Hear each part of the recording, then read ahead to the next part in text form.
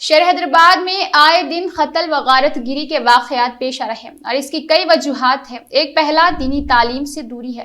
انسان اللہ کے حکم کو بھول بیٹھا ہے۔ انسان اپنی اولاد کے لیے جائیداد جمع کرتا ہے اور یہی جائیداد اس کے لیے وبال جان بن گیا ہے۔ اس ضمن میں آل انڈیا صوفی علماء کونسل کے صدر نے اپنے خیالات کا اظہار کیا ہے۔ دیکھیے ان کا کیا کہنا ہے۔ السلام علیکم رحمۃ اللہ وبرکاتہ۔ یوں تو سید بھی ہو، مرزا بھی ہو، افغان بھی ہو، یوں تو سید بھی ہو، مرزا بھی ہو، افغان بھی ہو، تم سبھی کچھ ہو بتاؤ تو مسلمان بھی ہو۔ آج ہمارے شہر حیدرآباد میں وقفے سے کئی ایسے واقعات ہمارے سامنے آ رہے ہیں جو قتل و غارت گری اور نوجوان نسل کا ڈرگس جیسی لعنت میں پائے جانا اور چھوٹی چھوٹی باتوں پر ایک دوسرے پر قاتلانہ حملے کرنا، یہ روز کا معمول بن چکا ہے۔ اور جہاں تک میں سمجھتا ہوں کہ ان تمام خبیثہ جو واقعات ہو رہے ہیں، ان کا تعلق 95% زمین و جائیداد اور پیسے سے جڑا ہوا ہے۔ ذاتی مخاصمت الگ ہے، لیکن ان واقعات کا گہرائی سے جائزہ لیا جائے تو یہ جائیداد اور پیسے کے لین دین کے معاملات یہ سامنے آ رہے ہیں۔ آج مسلم معاشرہ دولت کے پیچھے اتنا اندھا ہو چکا ہے کہ وہ اپنے دنیا میں آنے کے مقصد کو ہی فراموش کر چکا ہے۔ بس آج کا مسلمان یہ سمجھ رہا ہے، میں انسان اسی لیے نہیں کہہ رہا ہوں کہ یہ واقعات جو ہو رہے ہیں تقریباً 90% ہمارے مسلمانوں میں اور ہمارے شہر حیدرآباد میں ہو رہے ہیں، یہ ہمارے لیے باعث شرم ہے۔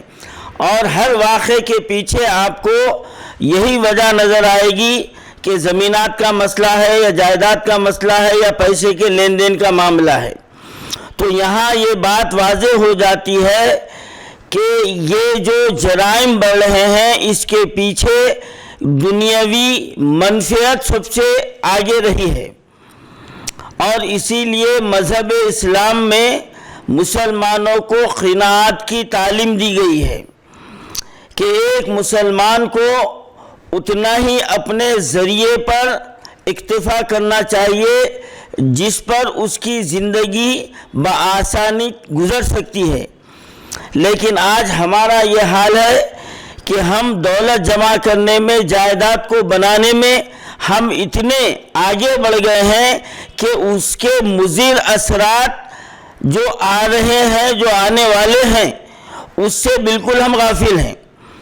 تو آج دیکھیے کہ بڑا ہی شرمناک واقعہ ہمارے شہر میں پیش آیا ہے کہ ایک ہی خاندان کے لوگ اور ایک ہی ماں باپ کی اولاد دو حصوں میں منقسم ہو گئے، اور اس کی وجہ جو سامنے آئی ہے وہ روپیہ ہے اور دولت ہے اور جائیداد ہے۔ تو یہاں پر یہ بات واضح ہو جاتی ہے کہ یہ دولت ایک اتنی بری بلا ہے کہ جس سے انسان اپنی انسانیت کو بھی بھول جاتا ہے اور اپنی ذات کے لیے، اپنے فائدے کے لیے، اپنے انسان کو تو چھوڑ دیجیے، اب اپنے رشتہ دار کو بھی وہ بخشنے کے لیے تیار نہیں ہے۔ تو اسی لیے اللہ کے محبوب بندوں نے ہمارے سامنے ایک بہترین زندگی کو رکھا کہ ایک بندہ مومن کو اپنے مالک پر بھروسہ ہونا چاہیے اور اتنی ہی روزی کی کوشش کرنا چاہیے جتنا اس کے مقدر میں ہو، جس سے اس کی جو ہے نا گزر اوقات ہو سکتی ہو۔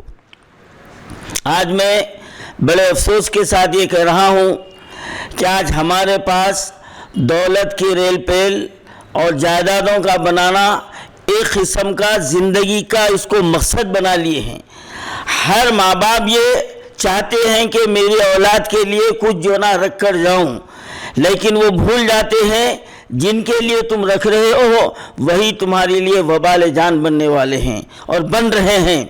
اور ایسے بھی واقعات دیکھنے میں آئے ہیں کہ کئی ناخلف اولاد اپنے ماں باپ کو اس جائیداد کے لیے ان کو طرح طرح سے تکلیفیں بھی پہنچائی ہیں، حتیٰ کہ ان کا قتل بھی کیا گیا ہے۔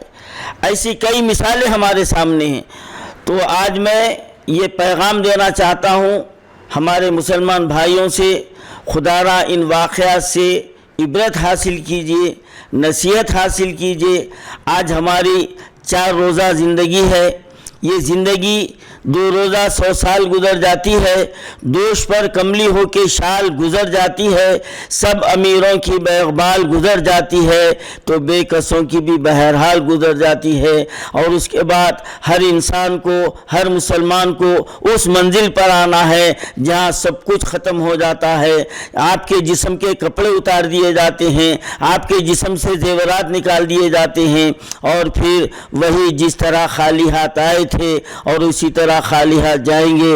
میں آپ کو سکندر اعظم کا وہ جملہ سنانا چاہتا ہوں۔ سکندر اعظم وہی ہے جس نے روئے زمین پر مشرق سے مغرب تک زمین پر اس نے حکمرانی کی، اور جب اس کو اس بات کا احساس ہو گیا کہ جب میں دنیا سے جاؤں گا تو میرے پاس کچھ باقی نہیں رہے گا، تو پھر میں یہ کس کے لیے جنگ و جدال کر رہا ہوں؟ تو اس نے وصیت کیا کہ جب میرا جنازہ تم لے کر نکلو تو کفن سے دونوں ہاتھ میرے کھلے چھوڑ دینا۔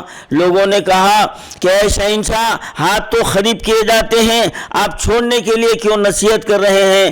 تو سکندر اعظم نے کہا کہ میں دنیا کو بتانا چاہتا ہوں کہ میں مشرق و مغرب کا بادشاہ تھا، لیکن جب میں دنیا سے جا رہا ہوں تو خالی ہاتھ جا رہا ہوں۔ اگر یہ مقصد حیات کو اگر ہمارا مسلمان بھائی سمجھ لے تو پھر نہ یہ واقعات ہوتے ہیں اور نہ چوری ہوتی ہے اور نہ کسی کو دھوکہ دینے کی سوچی جا سکتی ہے اور نہ حرام طریقے سے دولت کمایا جا سکتا ہے۔ آج تو ستم ظریفی یہ ہے کہ جو ہمارے رہبر نما رہزن جو ہم میں ہیں وہ عوام کو یہ بتلا رہے ہیں کہ دولت کی جو ہے نا نمائش کس طرح سے کی جائے، دولت کو کیسا کمایا جائے۔ آج حرام و حلال کی تمیز ختم ہو گئی ہے۔ آج جو کر رہے ہیں وہ کرنے والا یہ سمجھ رہا ہے کہ میں بہت اچھا کر رہا ہوں، اور ستم ظریفی یہ ہے کہ کچھ ناقیبت اندیش اس جو ہے نا شعبدے بازی کو، اس ریاکاری کو، اس رسول اللہ کی سنت کا مذاق اڑاتے ہوئے یہ کہہ رہے ہیں کہ یہ سرکار کی سنت ہے۔ لعنت ہے تمہاری زندگی پر، اللہ تعالیٰ نے تم کو وقفے سے تم کو ذلیل کرتا رہا ہے، لیکن پھر بھی تم اس سے جو نا نصیحت حاصل نہیں کر رہے ہو۔ آج قوم کو وہ پیغام دے رہے ہو کہ تم کسی طرح سے دولت حاصل کرو اور اس کی ریاکاری کرو اور اپنا مرتبہ بتاؤ اور پھر اپنے حسب و نسب کے اوپر فخر کرو اور جھوٹے دعوے کرو۔ آج یہی وجہ ہے کہ آج جو ہمارے رہبران قوم جو غلط راستے پر چلے گئے ہیں اور جو ان کی زبان سے بات نکلتی ہے تو وہ کسی کے دل میں اثر نہیں کرتی، کیونکہ وہ خود جو نا اس پر عمل پیرا نہیں ہے، تو سننے والا کیا ہوگا؟ آج بنیادی یہی وجہ ہے۔ تو آج میں تمام علماء کرام کو اور جو رہبران قوم جو ہونے کا دعویٰ کر رہے ہیں میں ان کو دعوت فکر دیتا ہوں کہ خدا را پہلے خود اپنی زندگی کو ایک نمونہ بنا کر پیش کرو، پھر اس کے بعد دیکھو تمہارے پیروکار تمہارے نقش قدم پر کیسے چلتے ہیں، اور پھر جب ہم اللہ اور اس کے رسول کے حکموں کے مطابق اپنے مالک کی رضا کے لیے ہم جو زندگی جئیں گے تو وہ زندگی ہماری کامیاب رہے گی، یہاں بھی کامیابی ہوگی وہاں بھی کامیاب ہوگی۔ اگر دنیا کو ہی ہم سب کچھ مان لے کے چلے تو پھر سمجھ جائیے نہ ہماری عزت باقی رہنے والی ہے نہ ہماری دولت باقی رہنے والی ہے، بلکہ کہنے والے یہ تک کہیں گے کہ جو کمایا تھا کیا لے کر گیا اور کیا لے کے جانے والے ہیں، یہ ہم کو سمجھنا ہے۔ نہ نور سکندر نہ خبر دارا مٹے نامیوں کے نشہ کیسے کیسے. آج ہمارے لیے باعث عبرت ہے جو حرام طریقے سے دولت کمانا ایک فیشن سمجھ گئے ہیں, ایک اپنا حق سمجھ گئے ہیں. یہ نہیں دیکھ رہے ہیں کہ میرے دولت کمانے سے کتنے جو نا غریبوں کی حق تلفی ہو رہی ہے, کتنی بیواؤں کی حق تلفی ہو رہی ہے, کتنی محتاجوں کی ہم حق تلفی کر رہے ہیں. بس یہ چاہ رہے ہیں کہ زیادہ سے زیادہ دولت میں کماؤں, لیکن نتیجہ ہمارے سامنے ہے. جو بے انتہا عدادن جو حرام طریقے سے دولت کماتے ہیں, یہ حشر ان کے سامنے ہے. ہم کو یہ عبرت حاصل کرنا ہے, اور جب تک ہم میں یہ معاشی سدھار پیدا نہ ہو ایسے واقعات کی روک تھام ناممکن ہے. قانون کچھ بھی نہیں کر سکتا, قانون تو ہونے کے بعد آتا ہے, سزا دیتا ہے. اب تو قانون پہ بھی اعتماد ختم ہوتا جا رہا ہے, قانون بھی اسی کا ساتھ دے رہا ہے, قانون کے رکھوالے اسی کا ساتھ دے رہے ہیں جدھر وزن ہے. تو پھر اب معاملہ جو ہے نا اللہ کے ہاتھ ہے, اور ہماری جو نسل ہے ہم کو یاد کر کے ہم پر تھوکے گی کہ ہمارے بڑوں نے جو ہے نا جو عمل کیے تھے آج اس کا ہم کو خمیازہ بھگتنا پڑ رہا ہے. میں تمام مسلمانوں سے میں اپیل کر رہا ہوں, خدایا عیش و عشرت کی زندگی کی طرف سے نظر کو ہٹائیے اور اسی زندگی پر اکتفا کیجیے جس میں اللہ اور اس کے رسول کی خوشنودی ہے.